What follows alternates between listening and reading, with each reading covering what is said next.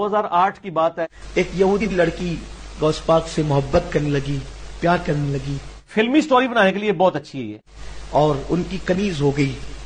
इत्तेफाक से उसकी शादी के दिन आए इट पट्टो तो एक मौलवी मिलता है, नवा मसला तो हम दसता है। तो उसने अपने अब्बा से कहा लस्सी पिया करो लस्सी।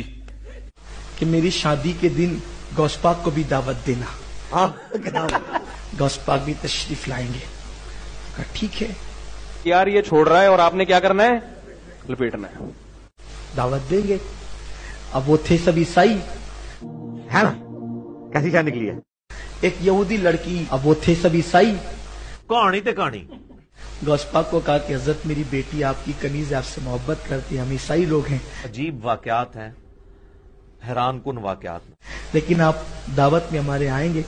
ऐसे मनगढ़ंत किस्से ये तो बैठ के बनाते चले जाओ, फेंकते चले जाओ। गौस पाक ने कहा कि ठीक है, इंशाल्लाह वक्त पे देखा जाएगा। तो ये क्या, किन लोगों की तकरीरें आप सुन रहे हो?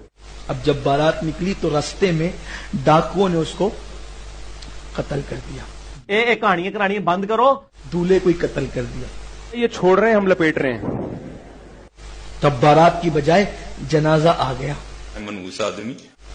जब जनाजा आया तो उसकी तो खुशियां लुट गई। मनहूस आदमी। उसके बाप ने कहा, लगता है सुते ने, बेटी तू सुहागन बनने से पहले बेवा हो गई।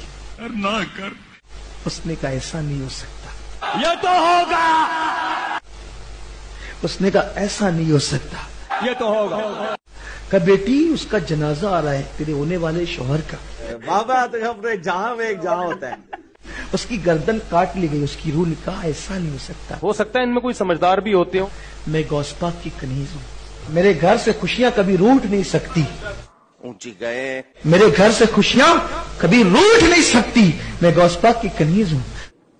ऊंची। कहा बेटी वो मर गया है। जिंदा है। कहा कुछ भी करो, वो जनाजा अभी उठाना नहीं। अरे भाई जो बयान कर